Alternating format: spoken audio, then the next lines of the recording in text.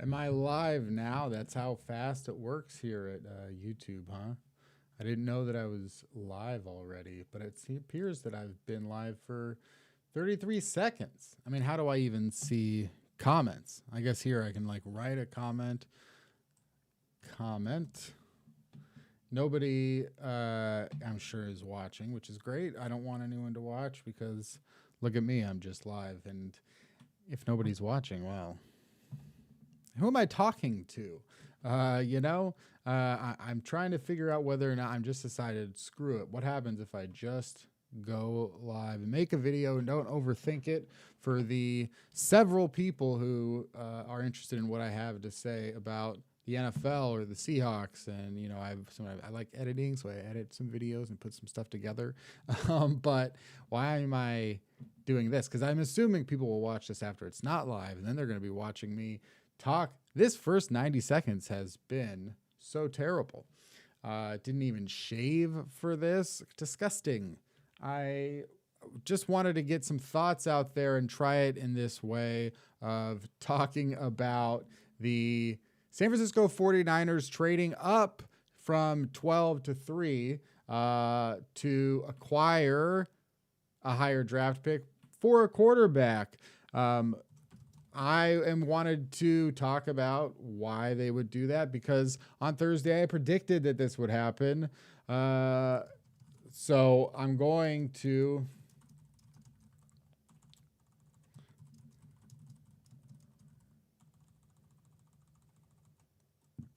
talk about it. I can't believe this is live and public. Anybody that would be watching this is crazy. Speaking of crazy, okay, so on Thursday, I was just thinking about the fact that the 49ers extended Trent Williams, committed so much money to Trent Williams, and was starting to just sort of feel like that they were building up something. I mean, obviously, you can just say because Trent Williams is one of their best players, but I think that when you start committing $23 million to a tackle, you're starting to talk about having some quarterback savings, which is, those teams that do have rookie contract quarterbacks are able to spend a lot of money in the next few years because of the very nice price of those quarterbacks. And I think that it just seemed like why the 49ers would be so comfortable. It was like before they had the rookie contract quarterback, they'll go out there and start getting the expensive players because they expect to be going in that direction of getting a rookie contract quarterback and having guys such great weapons like George Kittle, Deebo Samuel, and Brandon Ayuk, along with, solid bookend tackles, a very good offensive line, good offensive coaching, good running backs like Raheem Mostert, who I still think is very good, just not healthy. And I think San Francisco could probably still go out there and get another running back, but it made sense to me then that the 49ers were, getting all the stuff, the accoutrement in order before going out and getting the rookie contract quarterback. So on Thursday, I wrote about how the Miami Dolphins looked like a perfect spot for San Francisco to make a trade. They could trade up from 12 to 3 and probably use some future first-round picks to do so because that's how important it would be to them to get a quarterback in this class where we knew that there could be, and most likely would be, 3 quarterbacks taken in the top 3, if not 4 in the top 4. So it seemed like this was just the right year for the 49ers to be able to trade up. And because Jimmy Garoppolo's contract is basically not guaranteed at all, they can save over $23 million over the next 2 years by cutting Jimmy Garoppolo or trading Jimmy Garoppolo. And I think after they get their next quarterback, they probably will trade Jimmy Garoppolo. I was saying to myself that maybe the Philadelphia Eagles would, this was like a week ago, I thought, and I told Johnny Schwartzbein of the Goofballs podcast, who's an Eagles fan, yeah, watch, Jimmy Garoppolo will be the week 1 starter for the Eagles. Of course, Johnny doesn't believe anything that I say, even though it's constantly proven right. Like in this case, saying that the 49ers would trade up from 12 to 3 with the Miami Dolphins, I have no inside info. I have no scoops. I have no ability to get any insight into the NFL, what's really going on behind the scenes. And I still sometimes can get better scoops than Adam Schefter or Ian Rappaport.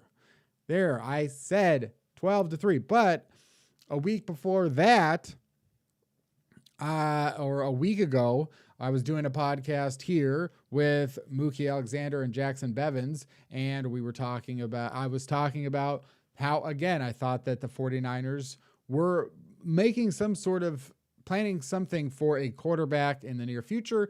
And at the time I was speculating about Deshaun Watson because it was very hard for people to come up with realistic trade scenarios to offer for Deshaun Watson. This idea of all these future first-round picks and giving up 4 first-round picks or 3 first-round picks, it's like, well, if it's going to be a really good team, there's no way to entice Houston, I think, by offering picks, 20, 25, 30, and 27 to acquire their franchise quarterback. So I thought it perfectly reasonable then to suggest that, a team would have to be trading a pick in the top 3 if they wanted to get Deshaun Watson from Houston. To me, if I was the Houston Texans, if I was Nick Caserio, their new general manager, I would prefer to get something in return that allows me to believe I have the next Deshaun Watson,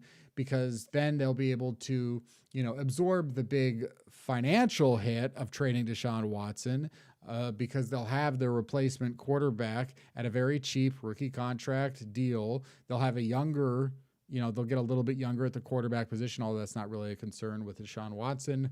But whatever it is, I didn't see the point of trading a quarterback like Deshaun Watson for anything less than the opportunity to draft Zach Wilson or Trevor Lawrence or Justin Fields, one of these potential franchise quarterbacks, if not at least Mac Jones or Trey Lance, who could also go in the top 5. So I thought that the only way that could happen would be if the 49ers wanted Deshaun Watson, which makes sense that they would, that the 49ers would have to improve their number 12 pick. And I suggested, what if the 49ers traded up? I think I said with the Dolphins, maybe I said the Jets, but what if the 49ers trade up into the top 3 of the draft, then use that and a player like Javon Kinlaw to entice the Houston Texans to then trade Deshaun Watson. Maybe they also throw in something else. Obviously now they don't have their 2022 and 2023 first round picks, but they've got 2 extra third round picks in 2022. They've got, they've got all their other picks. They've got plenty with which to still offer, because I think that once you start talking about, listen, you're going to draft Justin Fields, he'd go number 1 in 6 out of 10 years. Or Zach Wilson, he'd be going number 1 in 8 out of 10 years or 9 out of 10 years. You've got these 2 very special quarterbacks that, with Houston, it's the least hopeful franchise in the NFL. They don't have their first round pick this year. They don't have their second round pick this year. They're starting over at head coach again. They're starting over at GM. They're starting over without Deshaun Watson. They're starting over without JJ Watt. They've got nothing. They've got nothing to sell to anybody right now. And it's not going to get better with Deshaun Watson. All Deshaun Watson represents to the Texans right now is an albatross. All that Deshaun Watson represents to Houston right now is a problem. The problem that they need to move on from.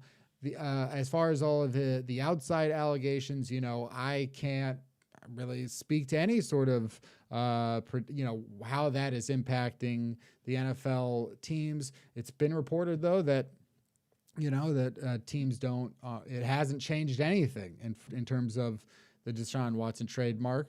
That it hasn't changed anything at all. So, when you look at somebody like Antonio Brown, who was suspended for 8 games, Antonio Brown was charged with felonies last summer.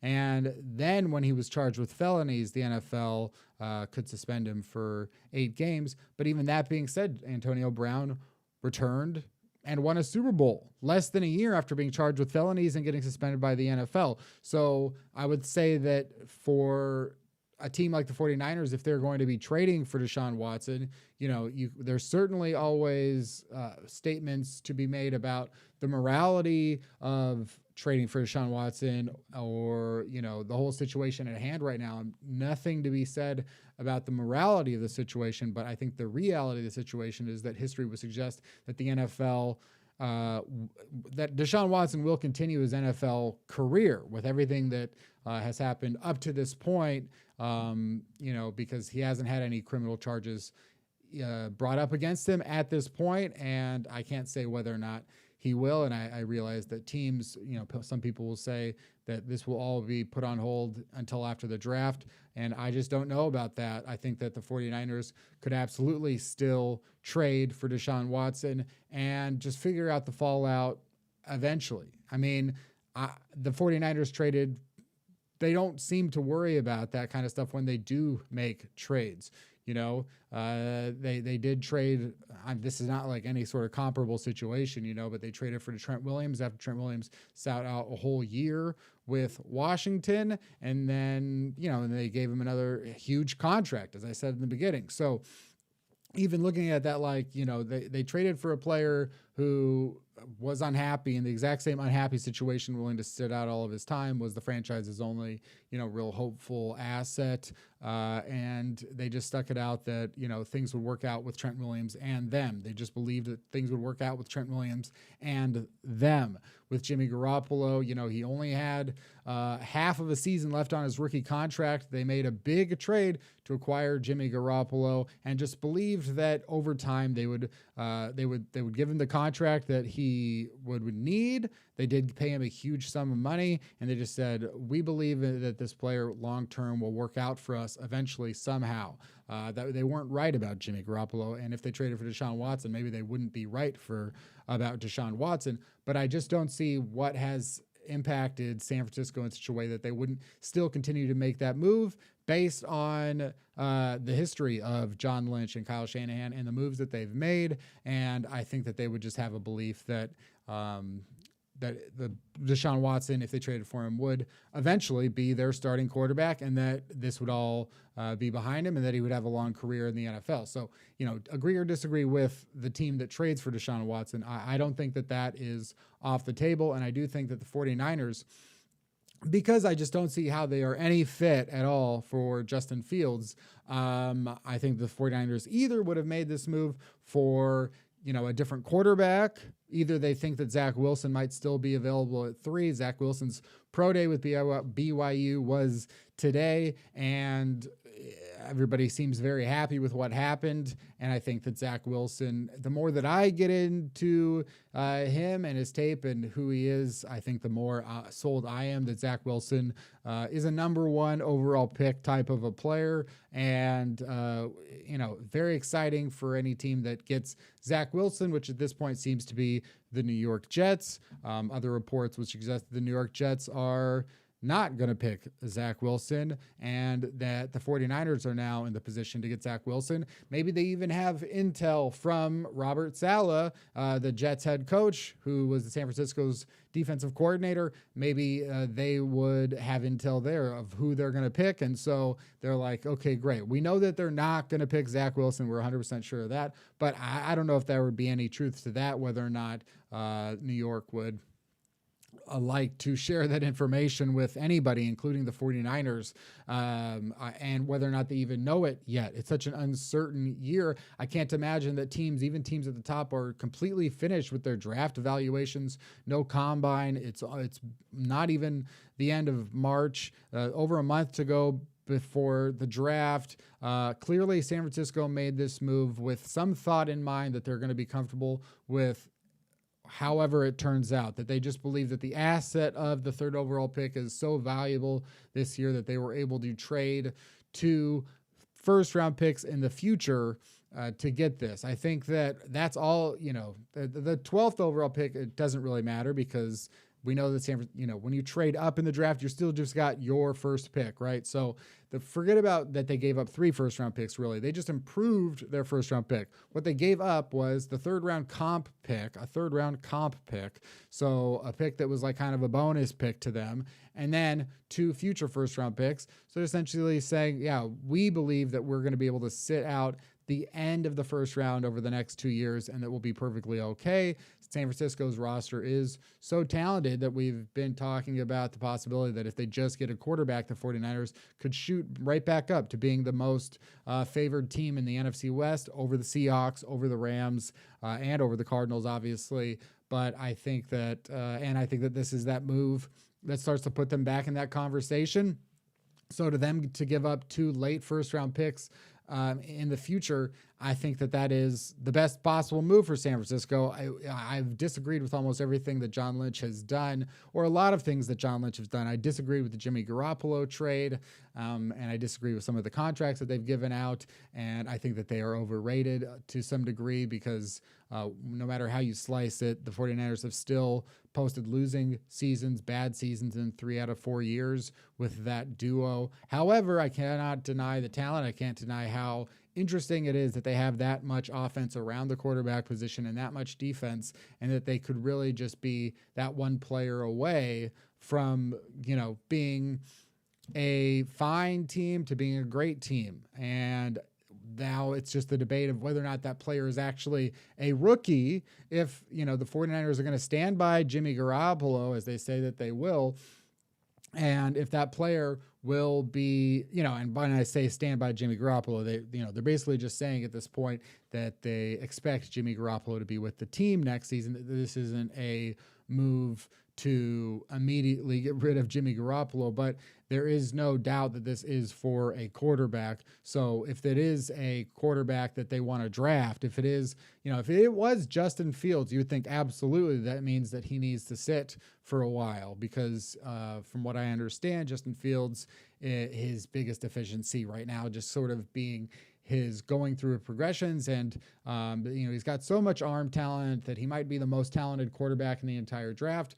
But to go into a certain types of systems, if it wasn't just something that completely favored his strong vertical passing game, his ability to extend plays, and that kind of aspect of the game, maybe that would be a place where he could go thrive closer to immediately. But I think in Kyle Shanahan's system, it doesn't make as much sense to me for it to be Justin Fields. It could make sense for the Houston Texans, though, or any team that was potentially going to trade to that 3 spot.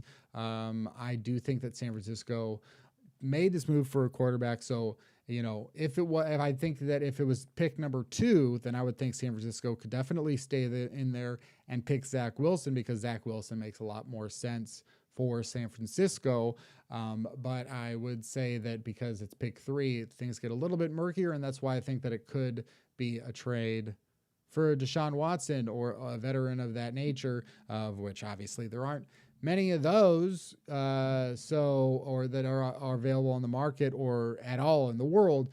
And he can't go in Houston. It's just an albatross to Houston. He means nothing. Like Deshaun Watson at this point is just an albatross to Houston. He is not one of their players. If you can trade Deshaun Watson for the 3rd pick in the draft and some sort of optimism and maybe a veteran player, another player to go along with that, that's the only thing that Houston really has to sell to what fans they have left right now, or to the rest of the NFL. Just that there's we've got some optimism going on here. I know we don't have because right now they don't have a 1st-round pick. They don't have a 2nd-round pick. They don't have Deshaun Watson. He's not coming back. By all accounts, it would seem that Deshaun Watson is not returning to the Texans. I think what has happened is made that even more clear. I think early on in the situation, I would say, I could see how this eventually works itself out. At this point, though, if the Texans are able to recoup a 3rd overall pick at this draft, which is when they can say, look, now we've got Justin Fields, they probably take on Jimmy Garoppolo along with that, maybe, or something, so that there is a bridge quarterback time for Justin Fields to sit. And we know with Jimmy Garoppolo, that means that it's half of 1 week before he gets injured, and then it's right back to and right into Justin Fields. But that's sort of what I thought as possible.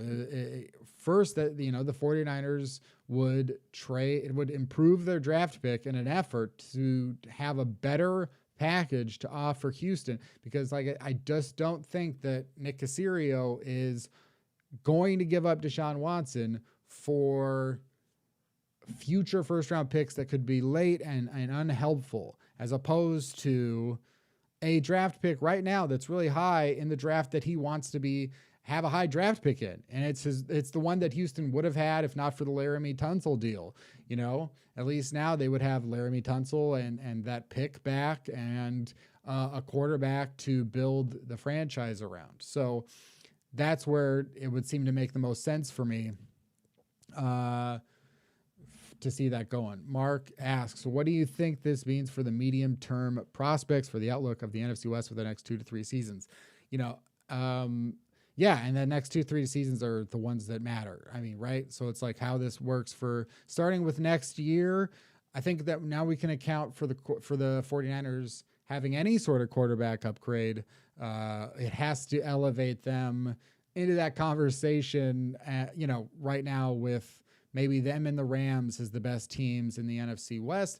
And then I think the Seahawks, the moves that they've made, the shifting around, the getting Carlos Dunlap back, and the one I really took a look at their entire pass rush, everyone from the defensive line to Jamal Adams, I really felt more and more comfortable with Seattle remaining, a true contender to at least win the division. I don't know what's going to change about the Seahawks that makes them Super Bowl contenders, against the very, very best teams. If it's just going to be improved play, more health, some new schemes from Shane Waldron, a more consistent rushing attack, setting up the passing, whatever it is. Seattle, I'm a little bit higher on them today than I was yesterday because of their those little couple of moves. The Seahawks added Al Woods today. So basically I think that I don't know exactly what Carlos Dunlap's cap hit will be this season, but I estimated it around $4 or $5 million. So by releasing Jaron Reed and signing back Carlos Dunlap, it would seem that they basically got Carlos Dunlap and Al Woods for the exact same or similar cap hit next season as they would have had for just Jaron Reed. And we know that definitely Dunlap and Woods are a better use of that $9 million. So there's things that I like about Seattle there. I would still have to put the Cardinals in 4th place, but then this also makes me wonder if Arizona is going to make a huge move again too. You can call it an arms race or whatever, but it's not so much an arms race, but it's just when you start to look around and you start to see, well, why did the 49ers trade their 2022 and 2023 first round picks? This is only an NFC West thing for the most part. It seems like, so many of these teams in the NFC West, first it's the Rams. They were willing to, in 2016 with Jared Goff, they were willing to give up a bunch of first round capital to get Jared Goff. And then the Rams kept trading their first round picks. And then the Seahawks, they'd be willing to trade their first round picks, whether it was for Jimmy Graham or Percy Harvin or, we all know the names, but it's enough to say like, okay. And then all of a sudden San Francisco, now they're trading their future first round picks. So now the 49ers don't have a first round pick next year. The Seahawks don't have, a first round pick this year and next year, right? So because they didn't make that Jamal Adams trade at that point yet. So the Seahawks don't have a first round pick next year. The Rams don't have a first round pick next year. Only the Cardinals have a first round pick next year or this year, other than San Francisco. Now they just moved up. So I'm wondering if Arizona is either they go, well, great, we have an advantage now. We have more first round picks in the next 2 years, 3 years than the rest of the NFC West. Or if they go, shit, we're at a disadvantage again. Well, we got to compete now. Kyler Murray's rookie contract is going to run out and we didn't do enough or whatever. They added J.J. Watt, A.J. Green, and Rodney Hudson, but all those players are over 30. All those players, A.J. Green is not that interesting at this point. Maybe he will become that. J.J. Watt is not necessarily moving the needle as much as a threat on defense as he used to. Rodney Hudson. What did the Raiders not want about Rodney Hudson? Is he showing any signs of age as a center? And I think that the Cardinals, the big move that the Cardinals need to make is to get another weapon for Kyler Murray. If that's going to be your thing, if your whole thing is passing offense, if your whole thing is, you want to keep up with the rest of the NFC West by having such a good offense, which I think has to be their thing. If you're going to trade for DeAndre Hopkins, if you're going to use that number 1 draft pick on Kyler Murray. If you're going to do these things, if you're going to go out there and get Cliff Kingsbury, then you can't just have DeAndre Hopkins as a true number 1, and then AJ Green is your only other real threat.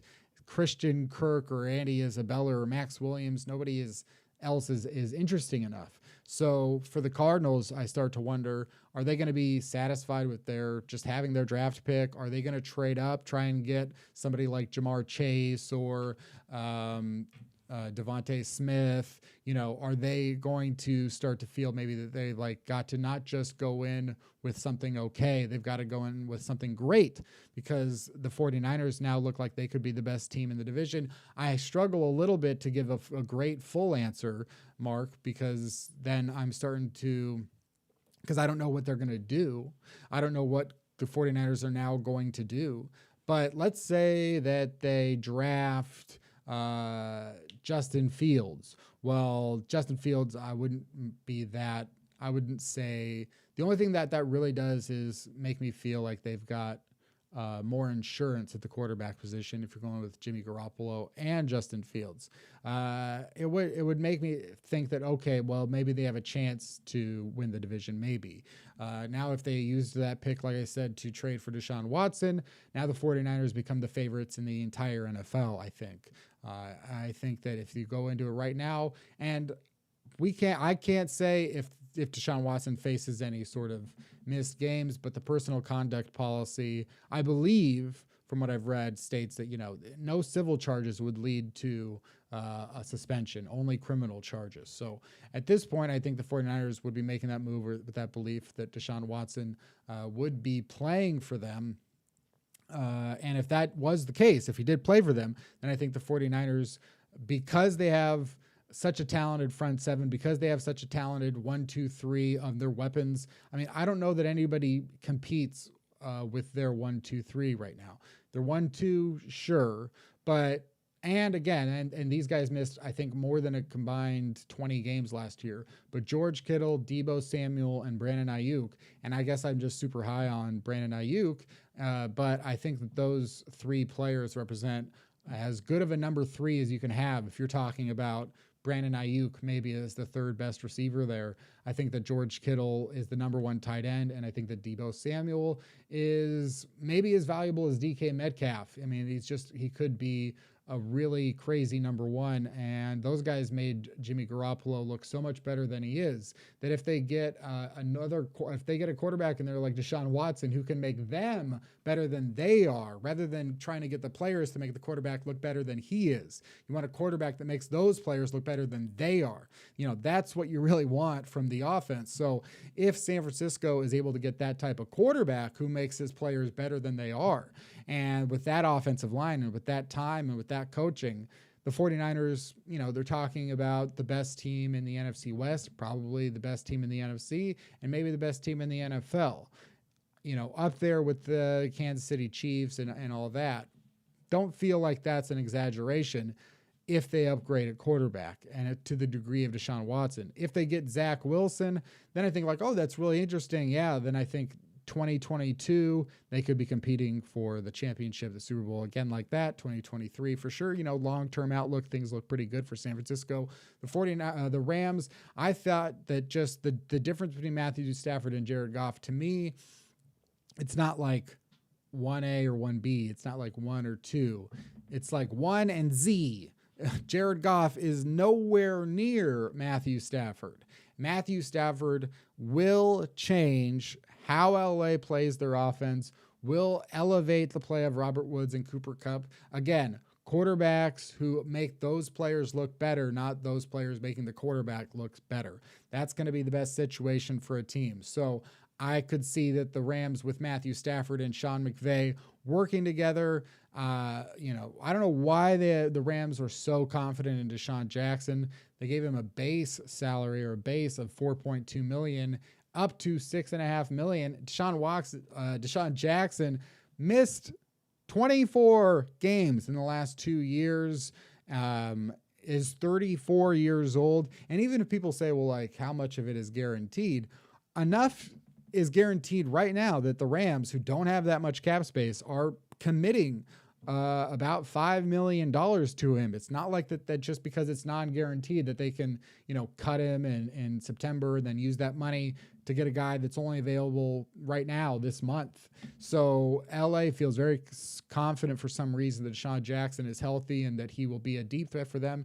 And if that is the case, then, the Rams got even that much better to have Stafford, Kupp, Woods, Deshaun Jackson, Cam Akers, who at the end of the year was such an explosive running back. I think, up there is one of the top 2, maybe definitely top 3 rookie running backs in the NFL. So overall, I would say that the Rams having the number 1 defense last year too, it just starts to feel like such a massive pile of things to consider when it comes to the NFC West. The number 1 defense, a team that went to the Super Bowl literally 2 years ago, a team that went to the Super Bowl the year before that, a head coach and a quarterback in Seattle who have been to 2 Super Bowls and won 1. This is all happening right now. The number 1 quarterback in Kyler Murray and DeAndre Hopkins and J.J. Watt and Chandler Jones in Arizona. So like when your 4th place team is Arizona, a team that the Cardinals last year in the NFC East would have gone 12-4, a team that, would have gone some divisions, would have won probably 3 divisions, maybe 2 or 3 divisions. I think Arizona could have.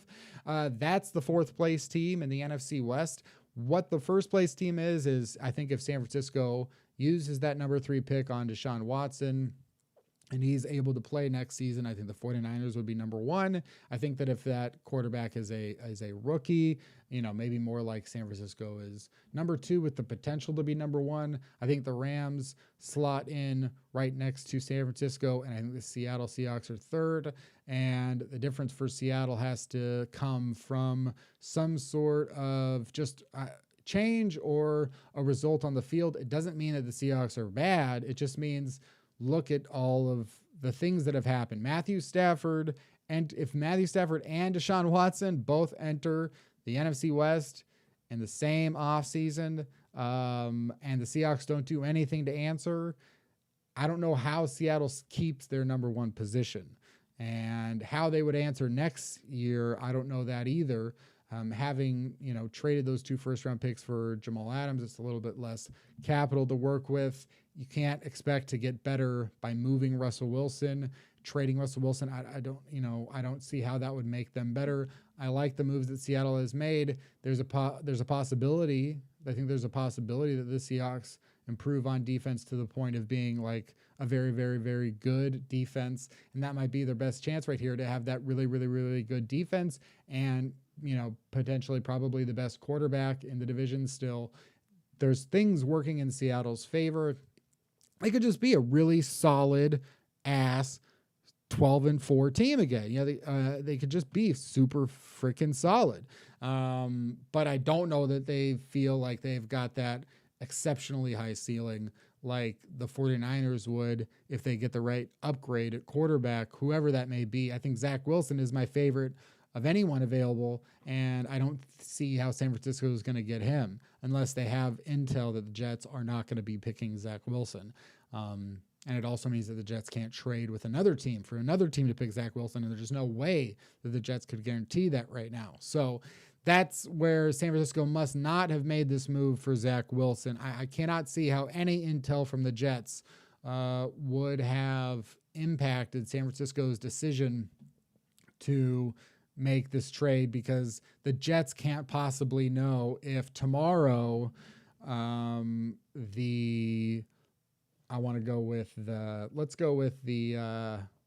it wouldn't have been the Eagles. Let's say tomorrow the Panthers offer the Jets, pick 8 and 2 more first round picks to move up to 2 or whatever. I don't know. But, or the Falcons offer pick 4 because all of a sudden the Falcons are like, we're going to go for it. We want Zach Wilson, and the Falcons offer pick 4 and their own future first round picks. You just can't say that the Jets know what they're going to do, especially because they're the Jets. So San Francisco had to make this move feeling so comfortable with the number 3 quarterback in the draft that they would give up 2 future first round picks and a 3rd round pick. And make it obvious that to Jimmy Garoppolo and everyone else that Jimmy Garoppolo is not their quarterback. I don't think that they would either. They do that for the 3rd best quarterback in the draft, or they do that because they think that the number 3 pick is enough to get to Deshaun Watson, as well as maybe a Javon Kinlaw, maybe a Dre Greenlaw, maybe a Harvard Law, maybe an LA Law. I don't know. I think that a brother-in-law. I think that the division is very, very, very close. 1, 2, 3, and Arizona cannot be discounted either because the ceiling for Kyler Murray, the ceiling for that offense is so high that you also can't rule them out. I mean, if Seattle has a chance to improve because of offensive philosophy changes, then certainly Arizona has a chance to improve with the 3rd year of the air raid offense, the 3rd year of Kyler Murray's, gaining experience. There's so many things that Kyler Murray does exceptional. There's so many things that Kyler Murray does that most people in the world can't do. There's so many things about Murray that are fantastic that you think if he refines the other areas of his game, he could be the best player in the NFL. So you also can't throw out Arizona at this point.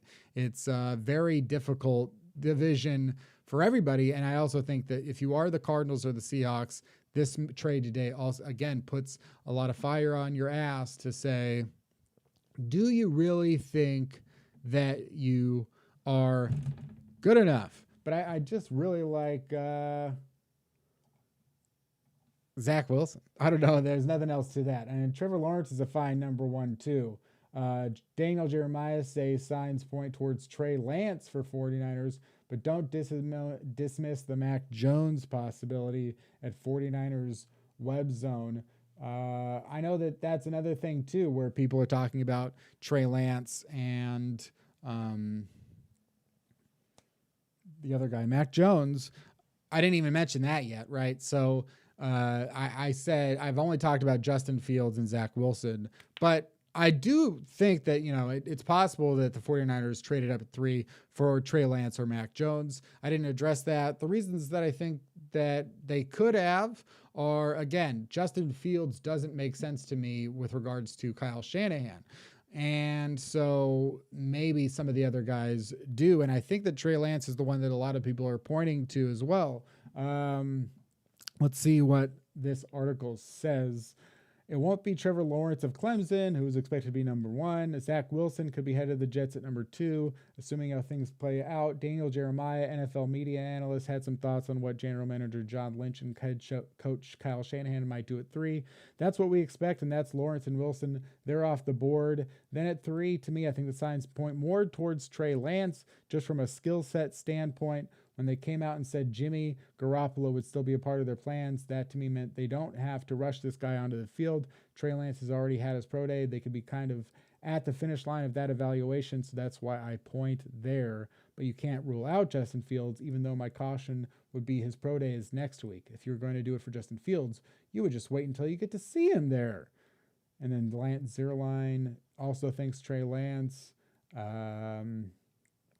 Of course, it might cause a bit of a revolt among 49ers fans if Lynch and Shanahan traded that much capital to move up for Mac Jones, which Chris Sims said, Kyle Shanahan trying to control his own fate. You trade up to 3 for a QB who is NFL ready right now, not a project. And to me, that says Mac Jones. Daniel Jeremiah said Mac Jones has already had his pro day. They would have already kind of completed the evaluation process with him to go ahead with a trade. And we can say he does fit with a lot of things that Shanahan really values at the position. I know that Chris Sims and Kyle Shanahan go back to Texas together, and Chris is on social media saying, don't rule out Mac Jones. I'm not rolling out Mac Jones. I don't think that that's a slam dunk upgrade in my option. Okay, 49ers web zone. Are you sure that he said in my option? Are you sure? Trey Lance brings a whole new world of imagination for your offense with what he can do and the plays he can create and being able to use some of his quarterback run game as well. Yeah. So, Trey Lance, I do think that I would not be there's also this talk about, what is too high, 2-3s too high for this time around. You have these players. And I think that what's important to note is here's some, I guess that's Zach Wilson, but I think what's important to note is with regards to draft projection and people saying would you trade up to 3 for Mac Jones? Well, listen, who cares what your opinion is of Mac Jones? The fact is that the draft boards this year are all over the place. Every mock draft is all over the place. This guy's a first rounder. Another place says he's a 4th rounder. This place says he's a 2nd rounder. Another place says he's undrafted. This place says he's a first rounder in the top 5. The other place says he doesn't go until the 20s. Everybody's draft board is so wonky this year because of the fact that there is no combine and all of the chances of these guys that could go in different places, and they're only at pro days. And, Penn State had 2 guys who seem to be better athletes than Vernon Davis. I mean, it's wild to me, all this stuff that's going on, and not having a 2020 season for a lot of players, or very shortened or truncated versions, or they weren't playing the best competition. There was so many things wrong with this draft. That's another thing that will impact, I'm sure, draft pick trades and all that kind of stuff that's going on right now. But for me, I would look at it in terms of, if it was Mac Jones and they go, why would you trade all that for Mac Jones? We didn't have Mac Jones. I would have thought Mac Jones was a 2nd round pick. Why did you do all that for Mac Jones? Well, just because you don't think Mac Jones is worth the number 3 pick doesn't mean that he's not. It doesn't mean, Russell Wilson was worth the number 3 pick. Can you imagine? If a team had picked Russell Wilson 3rd overall in the 2012 NFL draft, how highly critical everybody would have been of the team that picked Russell Wilson 3rd overall in the 2012 draft. And what would have happened? Russell Wilson, most likely, I don't want to get into, well, no, I'm being a contrarian, and I need to make the contrary point that, you don't know that Russell Wilson would have succeeded in another team. We only know that Russell Wilson would have succeeded with the Seahawks because they had a great defense, and I think Russell Wilson would have failed with the Colts. No, don't do it. Just don't. No, you don't have to be a contrarian. It's fine. Russell Wilson would have gone number 3. He would have prepared well. He would have had all of the physical traits and mental traits and everything that made him an immediate star in the NFL. Okay. And everybody would have been wrong with their bad draft evaluation that Russell Wilson was a reach at number 3 if he had gone number 3. So if a team likes Mac Jones or Trey Lance to that point of picking him 3rd overall, it obviously means that they think that he's worth it. And it could mean that other teams also thought that he was worth it. And if the 49ers did trade up for Trey Lance or Mac Jones, it could very well be true that one of the teams between them and pick 3, like the Detroit Lions or the Carolina Panthers or the Denver Broncos, would have selected Mac Jones or Trey Lance, if not guaranteed that the 49ers would not have gotten one of those players. So it is possible that they traded up for Trey Lance or Mac Jones, and it's okay. It won't hurt your feelings if you're a draft guru or a draft lover, or you've read a bunch of mock drafts and you just didn't think Mac Jones was a top 3 pick. I'm sorry if it hurt your feelings, but that is the way that it goes sometimes. The Seahawks drafted Bruce Irvin in 2012. Bothered a lot of people. Said he wasn't even close to a 1st round pick. Some other intel that came out afterwards said that Bruce Irvin was about to get drafted at pick 16 or 15 or 14 or whatever. Irvin was 15th, I think, 14th, 15th. Traded down from 12 to 15 with the Philadelphia Eagles. Picked up something, I'm sure.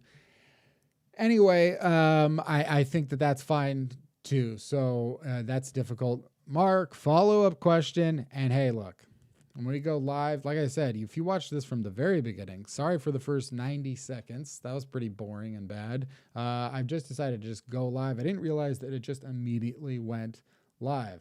Also, I don't know if I, Mark. You're a Ravens fan. Tell me. Wait, hold on. Well done, Mel. I gotta get you more fired up when you come on this show. That's incredible. I was about to try. How was your Kyle Bowler breakdown? I didn't like Kyle Bowler. That's what I got right. That's what I got right. I wasn't as high on. I was want to know if I might as well just be testing this thing. You know, I'm just testing live streaming. How much does having 4 competitive teams in the same division affect the Hawks' chances of making it into the playoffs if they finish 3rd? Okay, way loud. Thank you, Mark. Well, I think I can turn that down on my desktop audio right here. I'm going to unmute it again. Quarterback and move into the top 5? Just got 10 seconds. That's a tough. I thought they would go to get Stafford or try to get Deshaun Watson, but Drew Lock shows some promise, and to get another young quarterback to me didn't make a lot of sense. And move into the top 5? Just got 10 seconds. And in fact, are going to move up when you think about their skill players with KJ Hamler, Judy, Denver Sutton, Broncos. He's talking You don't about. see them moving up to get a quarterback and move into the top 5? Just got 10 seconds. That's a tough. I thought Mel's mock draft. Trevor Lawrence, Zach Zach Wilson to the Jets, Justin Fields to the Panthers. Show some promise, and to get another young quarterback. Mel Kiber, you should have been listening to me because I told you it wasn't going to be the Panthers trading up to 3. I said yesterday that it was going to be. Thank you, Mark. Sounds better. Good. Well, that's good. I'm glad that video with audio works on these live streams because we're going to start playing that shit then. And we'll start watching some shit together. But I think that. I wanted to talk about, Hey, Mel, why didn't you listen to me? Yesterday I said that the 49ers would trade up to pick 3. So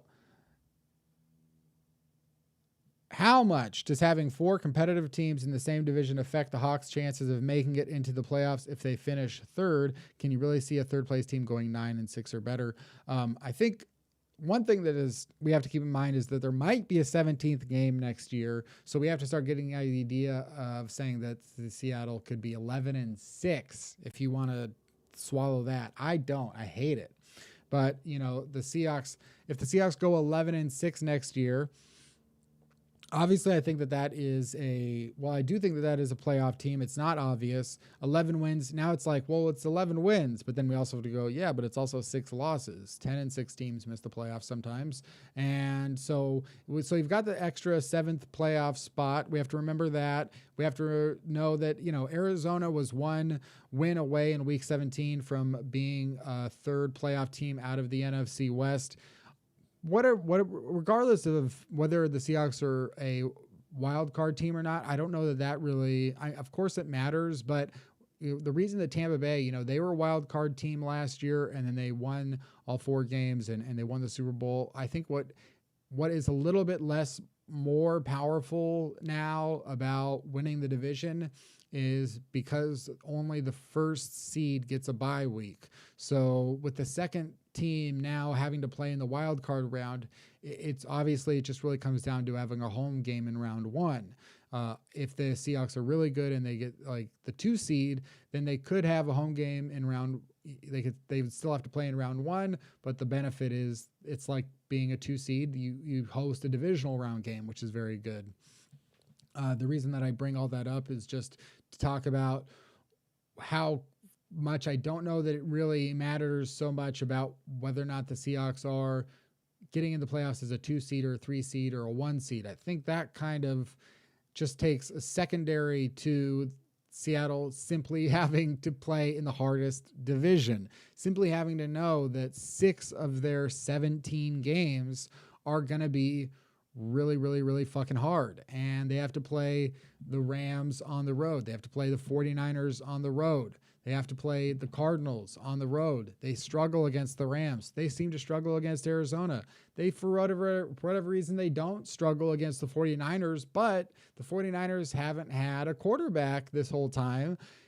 Even stretching back to Colin Kaepernick, they haven't really had the type of quarterback that bothers the Seahawks. So what Seattle has to know, though, is that if San Francisco has now upgraded that quarterback position, that, now they have 6 really, really difficult games next season, as opposed to the Philadelphia Eagles, who I look at and I think the Philadelphia Eagles could go 11-6 next year. They could turn around immediately. They've got the offensive line still set up. They've got the defensive line still set up. They've still got Darius Slays. Those moves that they made. The only thing they did really was get rid of Carson Wentz, which is good. So I think that you could look at the Eagles and say, man, they have to play the Giants. Well, the Giants in Washington and Cowboys could all be improved next year. But you get my point. It's the biggest problem is just looking at it and saying, could the Seahawks go 4-2 in that stretch? Outside of the division, playing the AFC South, I think, is a good thing. Playing the NFC North, and I believe these are the 2 divisions they play against, I think is a good thing. I think that you look at the AFC South, Texans, worst team in football. Jaguars just were the worst team in football. Titans lost a lot. They've lost a lot this year. Colts added Carson Wentz. So terrible offseason for all those teams. I think that Indianapolis really swung and missed on their offseason, and I could be wrong about that. But so those 4 games are potentially an advantage, potentially. And then the NFC North, you've got the Lions as maybe the worst team in the NFC, if not the NFL. You've got the Bears, who didn't get the quarterback. You've got the Vikings, who are just trying everything again and hoping that it works now, which is like Seattle, except the Vikings haven't had as much success as the Vikings. And you've got the Packers, who almost assuredly will probably regress at least a little bit from last season. So I think that that's a good thing. But as long as the Seahawks make the Seahawks are either going to be good enough or not good enough. They're not going to, like the Arizona Cardinals, if they had made the playoffs, would have just lost. They would have just lost immediately, and maybe not even in nice fashion. So if the Seahawks are on the fringe of the playoffs again, they already have all the issues. If the Seahawks are a great team, then they should be able to escape the NFC West with at least one of the top couple of seeds or division standings place and be able to get far in the playoffs, as far as they are able to get. The Tampa Bay Buccaneers might have been an 11-5 wild card team, but as soon as December hit, they were the best team in the NFL, and you didn't have to struggle to figure out why. They have Mike Evans, Chris Godwin, Rob Gronkowski, Antonio Brown, a really good offensive line, Tristan Wirfs, Donovan Smith, Ali Marpet, Alex Kappa. They've got Tom Brady, Leonard Fournette, Ronald Jones, and a defense with Levante David and I don't want to say David White, Devin White. They've got Shaq Barrett and Sue and Jason Pierre-Paul. And they've got a really talented young secondary with Antoine Winfield and Jamel Dean and Carlton Davis. And everything about Tampa Bay has said, okay, great, that's a lot of talent. So for Seattle, it's really just a matter of, do they have enough talent when they get into that point? And regardless of, I guess, how good the rest of the division is or gets better, whether or not the Seahawks make a move to answer what has happened will be interesting. I think obviously they've kind of made all their moves. Yeah, wow. Live test. I don't even know how long this thing has been going because it doesn't really tell me. Oh, there it is. 54 minutes. Hey, that's a pretty good live stream. Thank you, Mark, for asking a couple of questions and for watching and helping me figure out this video here. I think going live and just getting some thoughts out was a lot easier than I expected it to be. And nothing else really needs to be said. If you watch this later, do you have any questions, I'll answer them. And if this was good, I'll do it again pretty soon. that's it for this live stream. Who will be the quarterback of the 49ers next season? That's not a question that I'm aware of, but I don't think that a lot of people are saying that this is for Deshaun Watson, and I am. So I think that it could be that. If not, it doesn't seem like Justin Fields makes sense to me, but I would be, it could happen. And I think that if it's not going to be Zach Wilson, maybe Trey Lance does make the most sense. And it would be a big move for Trey Lance, but it would be one that San Francisco pretty much has to make because they were clearly not one of the top 2 teams in the division prior to this move.